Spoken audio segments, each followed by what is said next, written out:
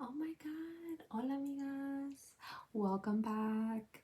Um what episode is this? 6? And you know what? I don't even have a title for this yet. But I'm just excited to get back and to start recording and do all of this. I did really miss having to do this. Even though I don't know who you are, I kind of miss you guys. Um I hope that you all miss me and yeah, I'm like ready. I'm ready for this. I'm so ready. um, so like I said, for like this month, I'm gonna be talking about domestic violence. But before I get started, I think I'll just give you guys like a quick little like update of like what I've been doing, which isn't much really. um, but I did want to like let you all know that like um I've just been like feeling better like overall like yeah, I still go through some tough experiences. Like I've been remembering like a lot of things that I've gone through, but it's like I'm learning to like work through everything. I I don't feel like my body's like in fight or flight response anymore. Um, it's just like I feel calm now. Like um, I let myself rest, when I need it. I try not to feel guilty about it. But like I still do just because, and this is actually like a conversation that I had like with my friend. I think it was yesterday actually. Yeah, it was yesterday because I kind of like slept in yesterday and I was like feeling a little guilty about it, but like no, like I'm tired, like my body like needed the rest. And it was just like a conversation that I was like having with my girl. We were just like saying, like our parents were so used to, getting us to like do things, and like if we rest, like, like we feel guilty for resting because we should be doing like productive things and stuff like that. Um and then just like after, like she was just like, don't feel guilty, and I'm like, you're right, like I shouldn't. And then like also like this is something that like Melina talks about in her podcast a lot. That I mentioned before, Unbreakable Latina. So if you haven't watched it, please do. She was actually here like a week ago or two. Um, and like I was like talking to her and like giving her like recommendations for like places to go to. I kind of wish that I would have seen her, but it's okay because she was with her family and like she wasn't here for that many days. But hopefully, she says that she would like to come back, especially because like she found out that she has like a lot of listeners out here. Um, so I can't wait for her to come back, hopefully. And where was I going with this conversation? So I was talking about resting. Okay, so I was just talking about resting. So yeah, listen to her podcast if you haven't yet. Um, and yeah, like I've just been good overall. I've been, at home. I've been working. I've been going out just like a little bit more, but still not that much. Um, I've been actually working out. Oh my god, guys, I've been working out, and I hate it. Well, I don't hate it. It's okay.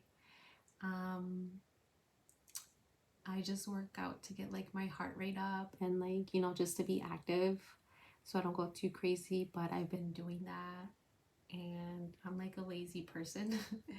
So I'm kind of surprised with myself that I've been doing that. I've been doing a lot of yoga. And it helps like it like my body just like feels different. Like I would always like have like shoulder pains, a lot of tension. like on my back, and then like sometimes, oh wait, I'm sorry, I need to drink water.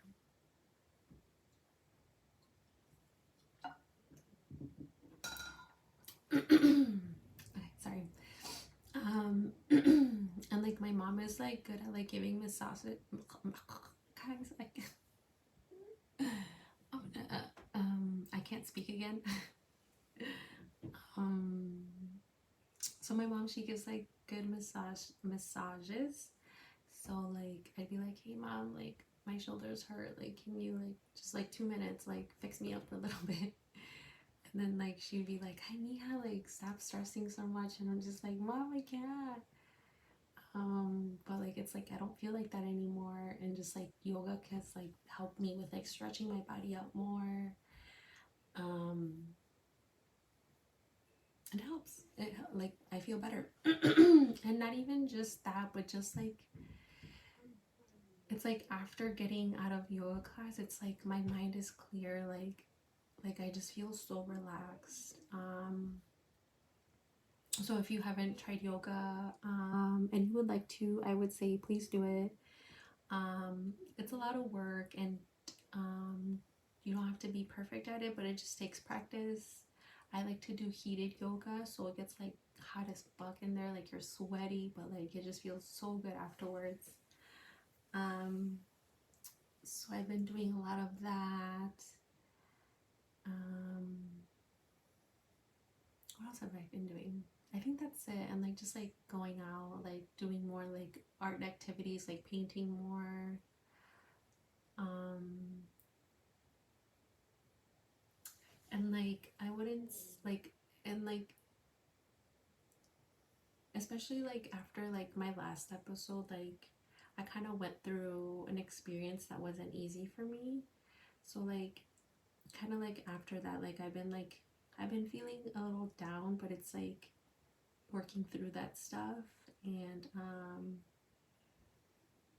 just like I said, like therapy just has helped me work through all this stuff, and it's still helping me work through this stuff. I haven't, like, I think the last session that I had was like last week, and my next session is next week. So I'm doing like every 2 weeks, but I kind of think that I want to switch to maybe like once a week again, just to help with, other things that have been happening. And or I don't know, maybe we'll see. But um, yeah, everything's been going well. I had the opportunity to meet one of my favorite authors. Um, she was kind of like one of the first people to like kind of like inspire me, and like to kind of to help me out with like the things that I've been going through. Um, her last name is pretty long, so it's Prisca Dorcas Mojica Rodriguez. Um, and the book that she wrote is for brown girls with sharp edges and tender hearts, a love letter to women of color. I had the opportunity to meet with her, and it was just like amazing.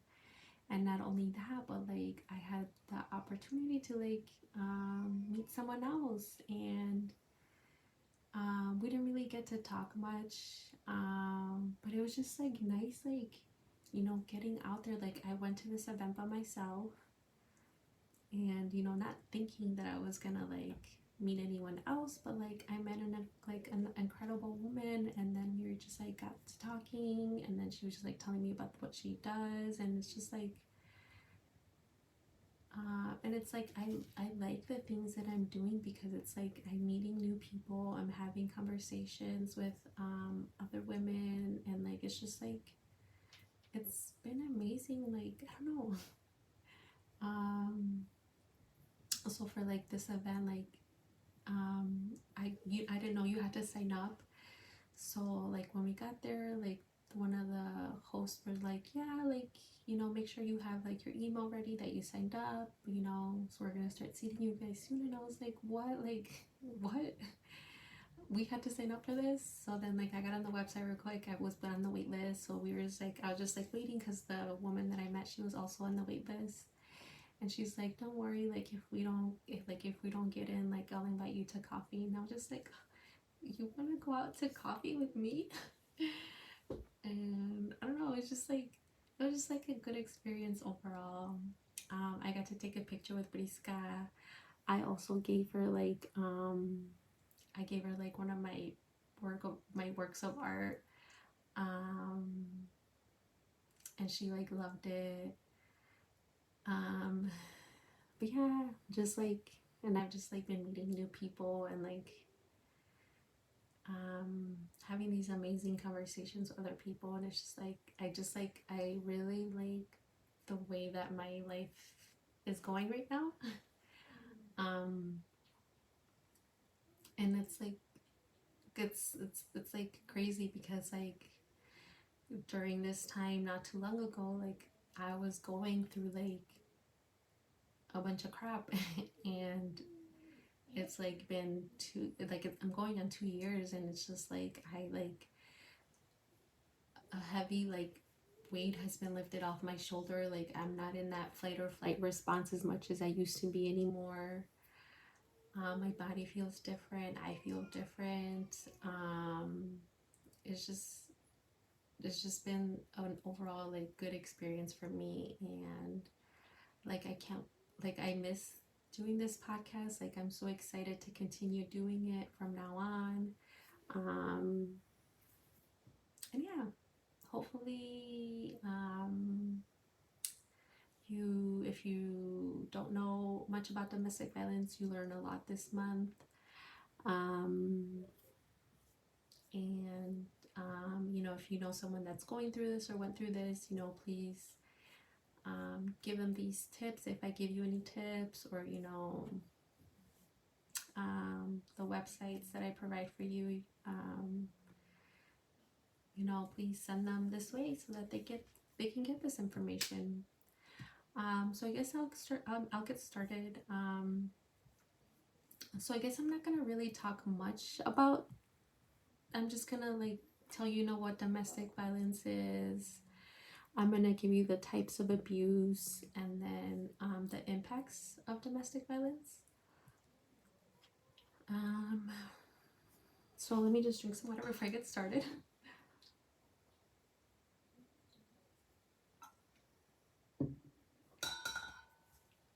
Okay.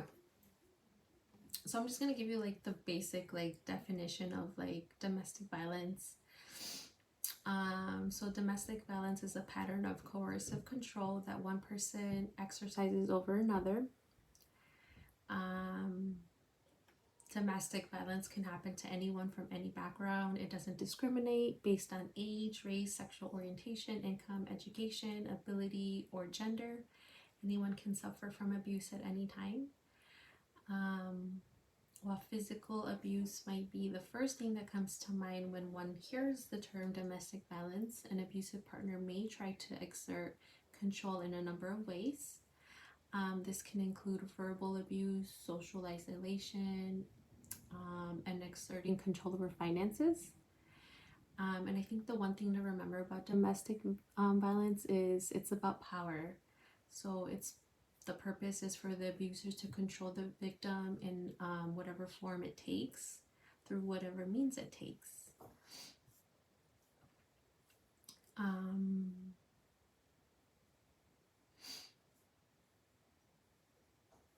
So yeah, sorry, I kind of just like spaced out for a sec. But yeah, it's like about power control, like you know, and like anyone can go through it. Like, I still have to find like statistics about like domestic violence within like our culture, like Mexican, Latino culture and stuff. But like when I talk about this, like a lot of like people have told me, you know, that they, you know, have gone through it as a child, or maybe they've gone through it like as an adult. I think what like impacted me the most was going through it as a child. And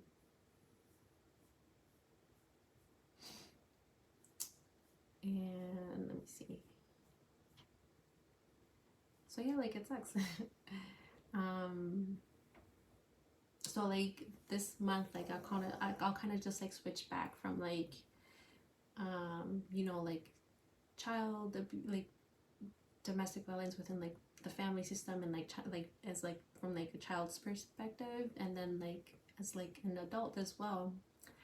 um and then so like one thing that I like when I have these conversations with a lot of people, it's like people don't understand like why don't, like if you're in this type of relationship, like why don't you just leave? Like I hear that a lot, and it's like, and it's not simple like for people to just leave. And if it is, like leaving can be like even a dangerous time for the person leaving. So I'm just going to read more about this. So it's common for those outside of domestic violence situations to question why someone doesn't just leave the abusive relationship.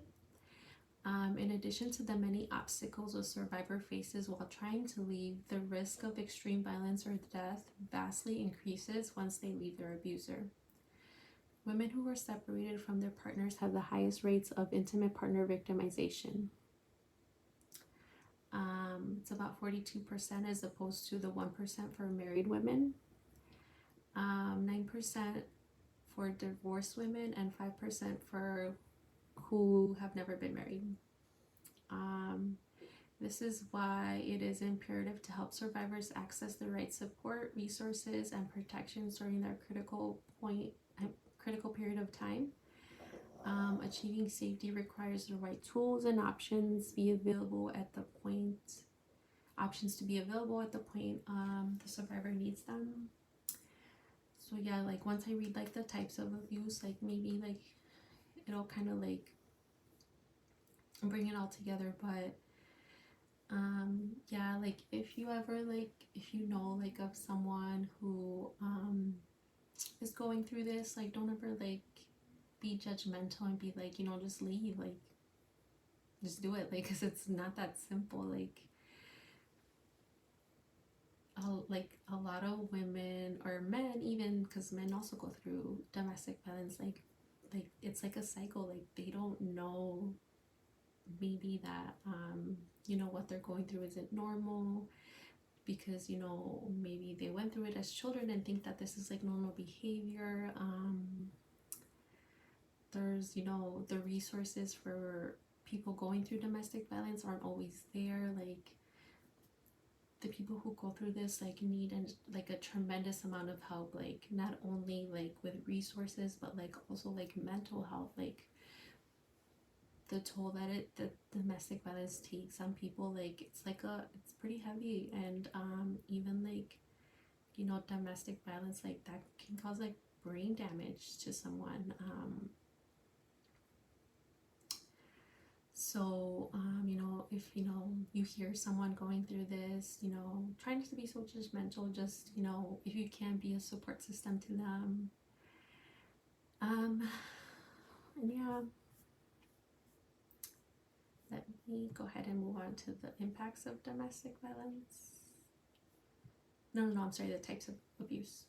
So abuse comes in many forms. There's obviously a physical abuse.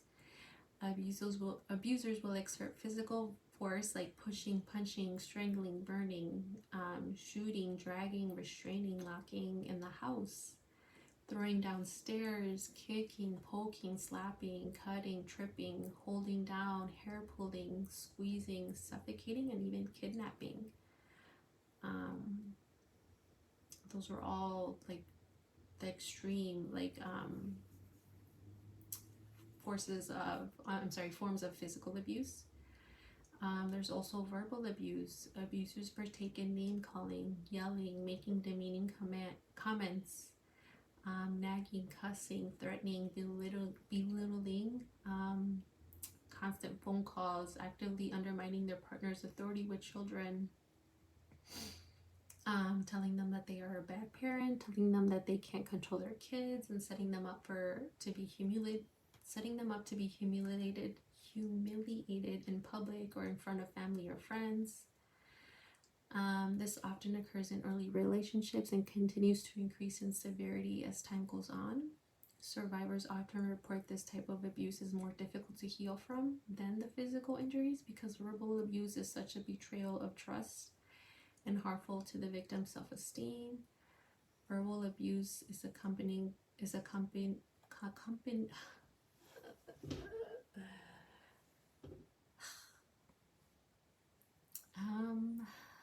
guys. So verbal abuse is often accompanied by controlling behavior. And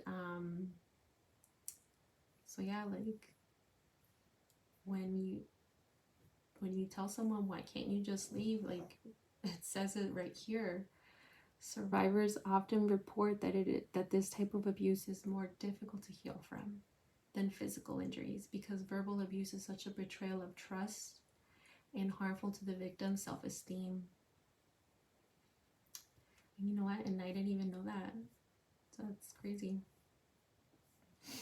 But like I can see that.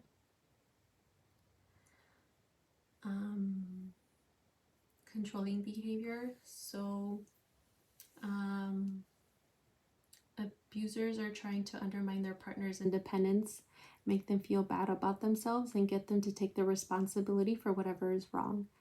Often there is a long period of controlling behavior that begins with dating relationships and is initially interpreted as love by both parties in the relationship.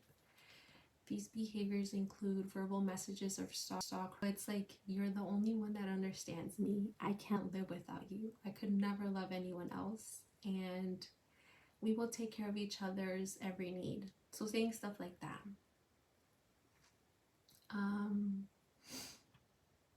Other examples of controlling behavior can include sexual jealousy that grows to extreme proportions very quickly, including obsessive focus on prior relationships or becoming extremely angry when prior relationships are even hinted about. Abusers will often accuse other people of looking at their partner or flirting with them. Will often accuse other people of looking at their partner or flirting with them, tell their partner that what they should wear, who they can talk to, and that the abuser's opinion is always the right one. Oh, I need some water, hold on.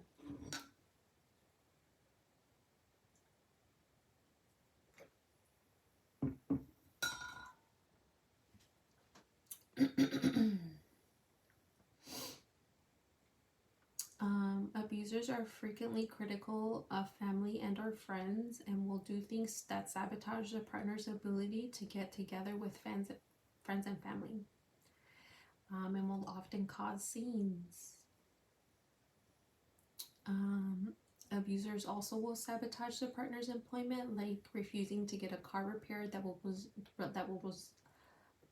result in their partner's inability to reliably get to work, as well as going back on agreements to provide childcare and other parenting obligations. So that was controlling behavior. So one of the other forms of abuse is essay abuse. So abusers may exhibit behaviors like making degrading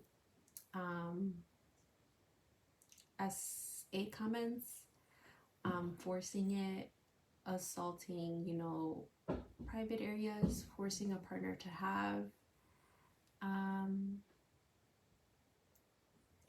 essay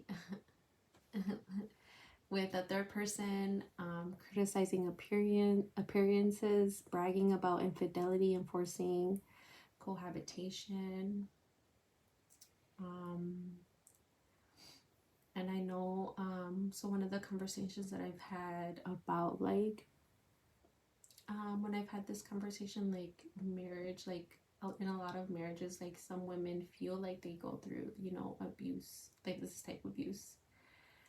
And not even just like marriage, like even in relationships too, like you don't have to be married to go through this stuff. So like, it's just, like what I've heard, when I worked in this field and had these conversations. So yeah, women can go through that as a form of domestic violence. Emotional abuse. Abusers might employ the tactics of making threats of violence, first forcing their partner to do degrading things, controlling activities, frightening their partner, using their partner's children or grandchildren as leverage against them, killing a family pet, creating crisis, embarrassment, and threatening to tell others about their sexuality in the case of LGBTQ plus couples. There's financial and economic abuse. So abusers might destroy property, prize possessions, relatives' property, take any or deny money, restrict access to household finances, and withhold medical treatment. Not allow their partner to work or to attend school, and force their partner to work. So yeah, financial abuse can mean different types of forms. As I just read. And then like the last form of abuse is neglect. Abusers might omit or fail to do what a responsible person should. Abusers might omit or fail to do whatever reasonable person should do under certain circumstances. So it includes failure to provide food, shelter, clothing, and personal hygiene to a dependent person who needs such assistance. Failure to take care of the needs of the dependent person, and then failure to protect the dependent person from health and safety hazards. So yeah, that was one of the forms of abuse. There's one, what did I say? 1, 2, 3, 4, 5, 6, 7.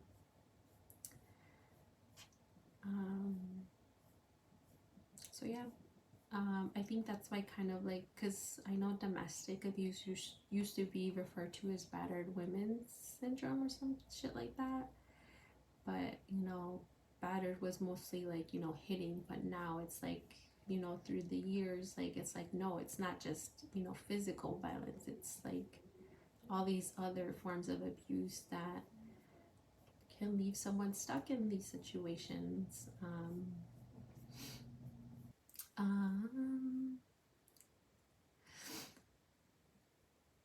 Okay, so the full cost extends beyond the individual.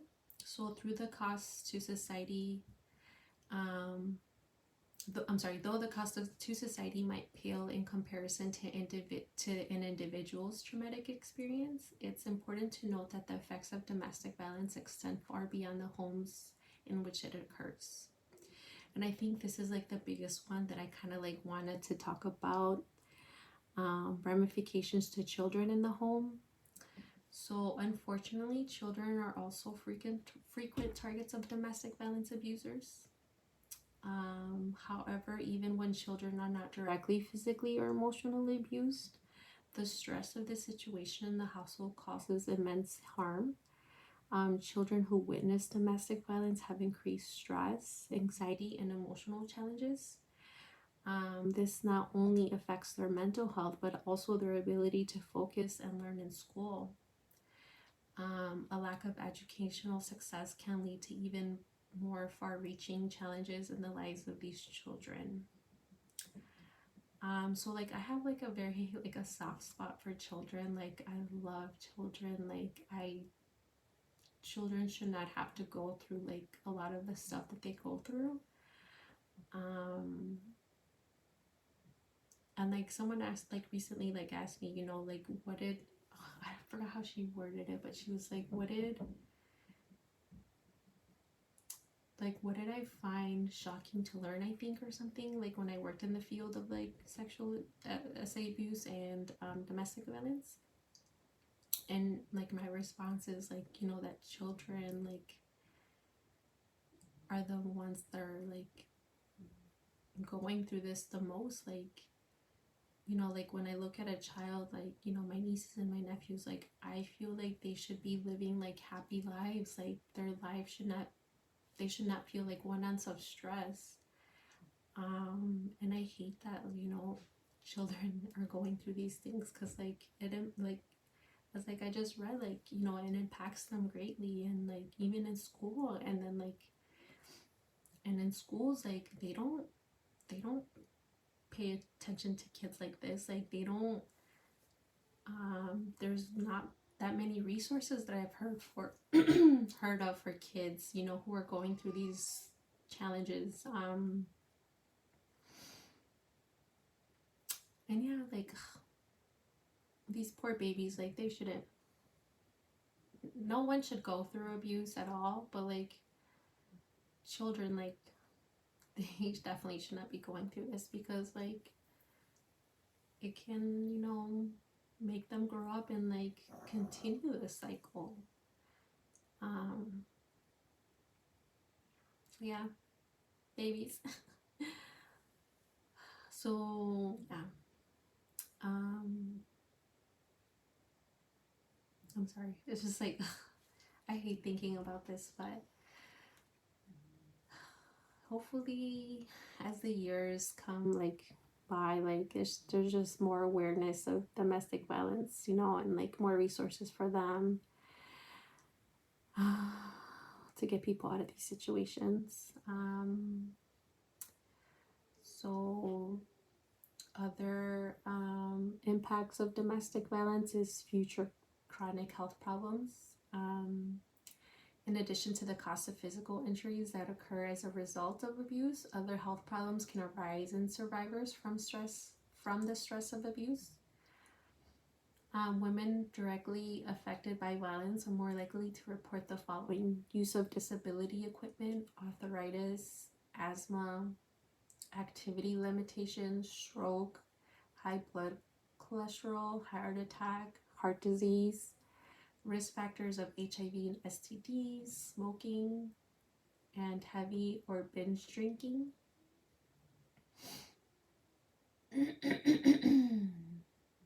um, Abused women are 70% more likely to have heart disease, 80% more likely to experience a stroke, and 60% more likely to develop asthma. These health problems cause additional suffering for survivors, and they also put more strain on the healthcare system.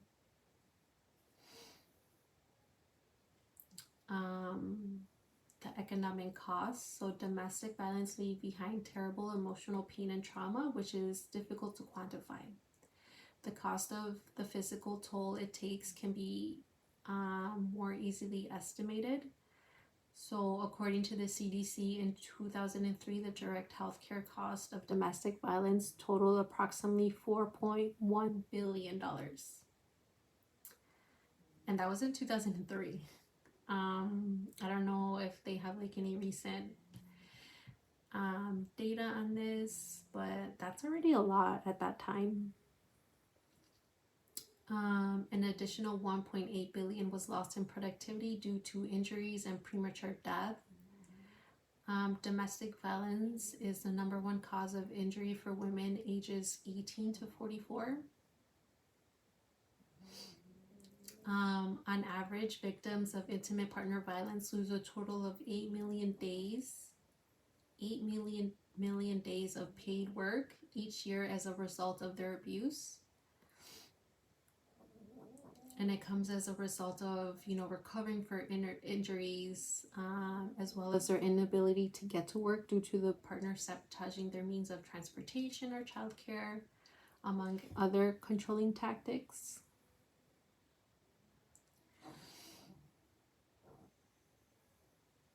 And then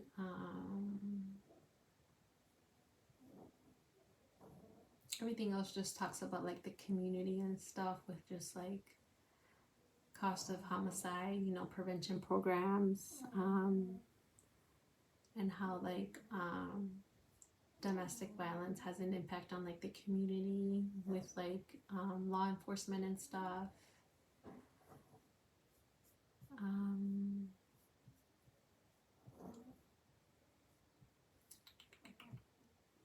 Let me see. I think that was all. That is all that I wanted to talk about. Just, you know, the basics of like what it is, the types of abuse, and like the impacts that it has. And so I will post, the links to these articles in the description of the podcast. I'll also provide like the hotline number. So if you or anyone is going through this, because I am in Illinois, this is the Illinois Domestic Abuse Hotline.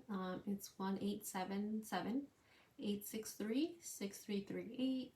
And then if you're outside of Illinois, the National Domestic Violence Hotline is 1-800-799-7233.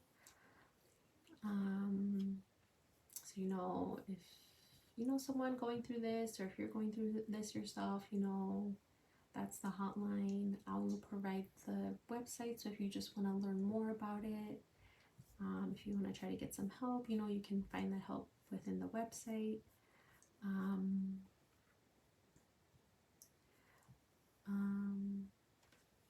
And then just like, so like I know in here I read that the women that are impacted by domestic violence happens to be between the ages of 18 to 44, but like just know that there are younger people who are going through domestic violence, like within like high school years, when they themselves get into relationships. I had in one of the cases that I had when I was an advocate, like I had a girl who was going through it with high school, and she was just like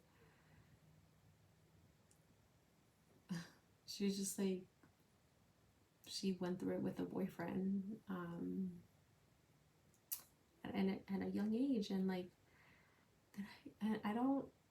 I didn't go through domestic violence within like a young age, like with me being in a relationship. So like I can't even imagine just like going through that stuff. Like, well, I can because I went through it as a child, but like just like the toll that it takes, going through that at a young age yourself, and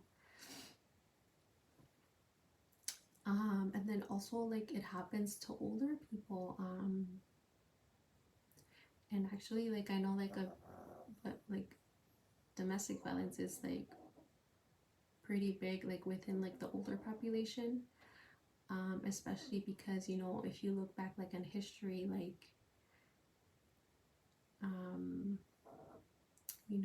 just like with like how families were before, like during the time of like the Great Depression and all that stuff, like people were going through it, and it's like those people are now older and they have a hard time with change. They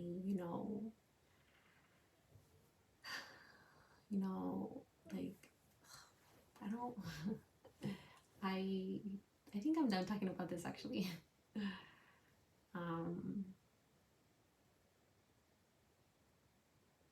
Yeah, because I can think of like I just like thought back to something of when at the time, like I didn't know that this person was going through abuse, but like I remember una señorita that like I worked with, she had a terrible ass husband, like and like one time like she came to work and like was all like you can tell like something had happened, and like I just like I could tell like the issues that she had. Yeah, era una señorita, and like it's like like when you're in these situations, like you think like, oh, this person's like gonna get better, like things are gonna change. It may happen, but it may also not happen, and it's like you're stuck with this person forever.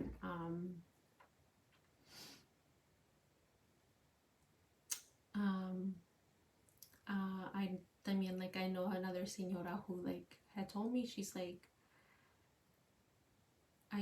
she went through like a lot of like domestic violence, like when her and her husband were younger, but now it's more like now she's more of like that she goes through emotional abuse now, and like she told me, she's like, oh, like Jessica, like yo nada más quiero descansar, and I'm just like,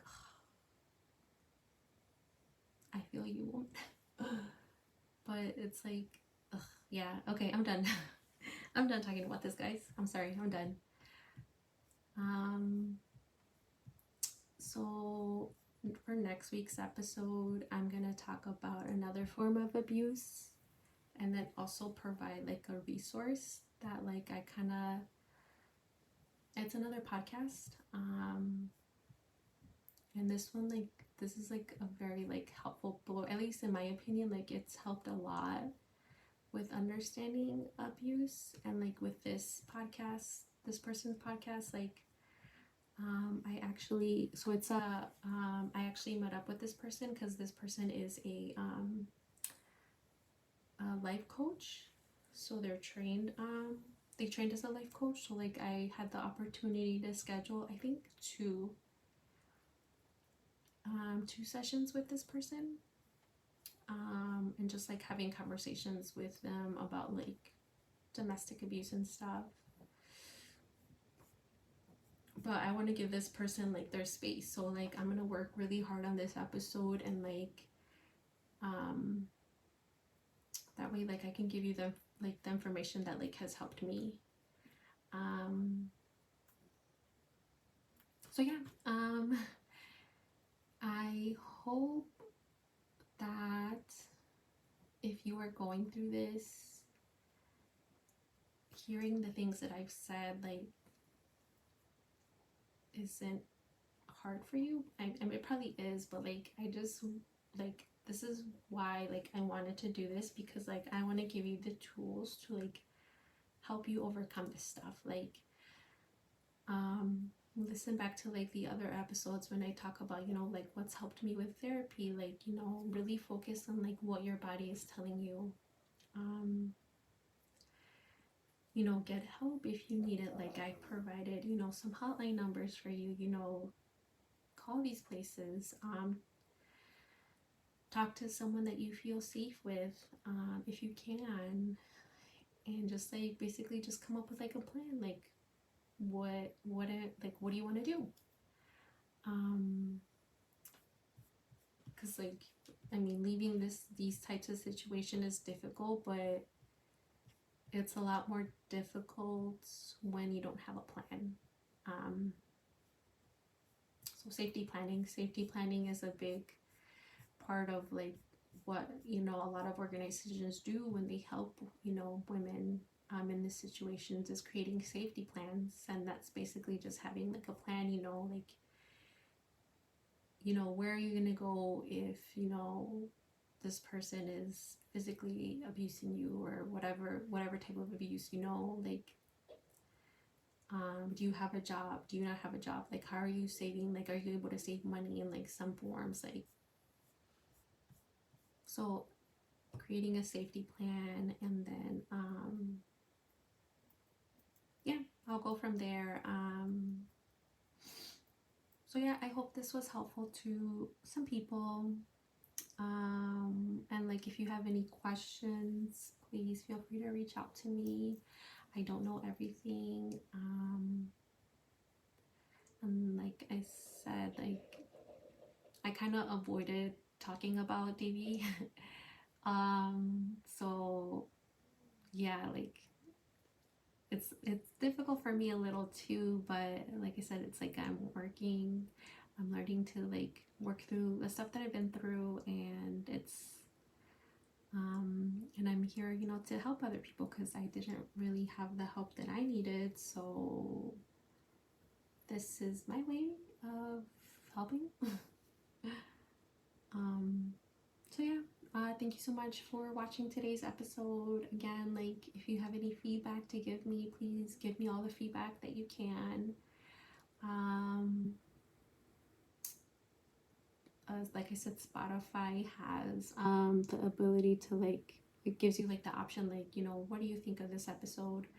I made this podcast available on all platforms, but I don't know how the other platforms work yet, just because I didn't realize there are so many. But like Spotify and like YouTube are like my main ones that like I'm on and that I work with. I'm sorry. So if you know you're on Apple Music, you're on Google Podcasts and all that stuff, like I'm learning to work with those platforms. So yeah, give me some time while I get all of that.